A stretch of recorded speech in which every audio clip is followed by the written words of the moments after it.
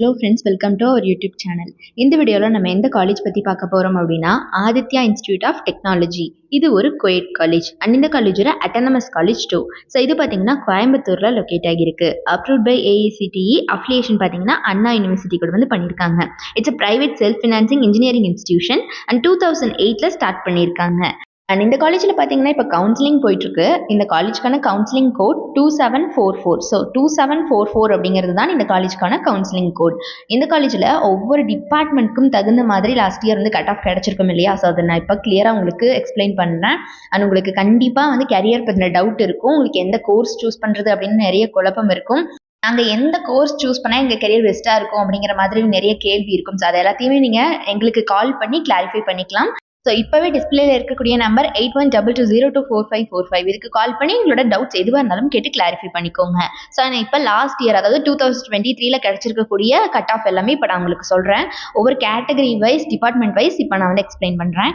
Artificial intelligence and data science. So இந்த கோர்ஸ்க்கு பார்த்தீங்கன்னா ஓசி கேட்டகரியில் 145 இந்த கட் ஆஃப் கிடச்சிருக்கு. அண்ட் பிசி கேட்டகரியில் 132 கிடச்சிருக்கு.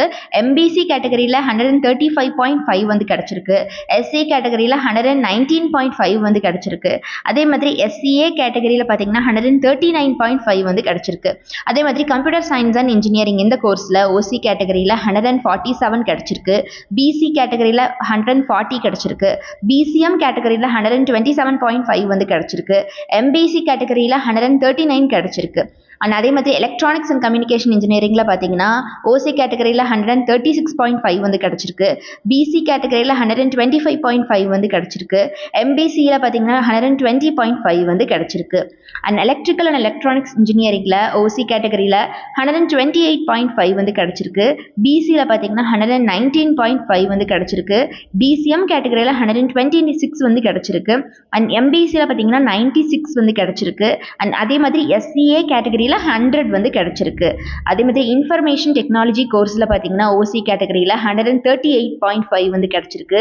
பிசியில் 135 வந்து கிடச்சிருக்கு. எம்பிசியில் 132 கிடச்சிருக்கு. எஸ்சி கேட்டகரியில் 107 கிடச்சிருக்கு. எஸ்சிஏ கேட்டகரியில் 106.5 வந்து கிடச்சிருக்கு. அண்ட் அதே மாதிரி மெக்கானிக்கல் இன்ஜினியரிங்கில் பார்த்தீங்கன்னா ஓசி கேட்டகரியில் 103 வந்து கிடச்சிருக்கு.